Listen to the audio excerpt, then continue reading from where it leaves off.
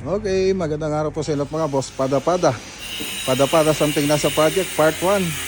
Siyempre, first day po natin. Ang una makikita nyo po dito yung 3D animation niya. So, pakita po natin yung 3D animation niya. Makikita nyo dyan sa screen. So, yan. Yan po yung 3D animation niya. Yan, medyo maingay nga lang mga boss. Yan. So, kompleto na po siya. Ceiling project po to.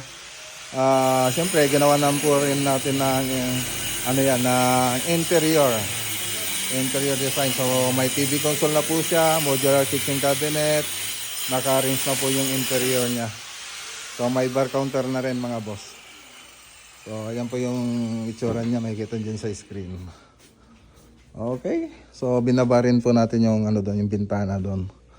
So, dyan sa screen, makikita nyo yung gagamitin nating materials dyan, gypsum board tsaka PVC.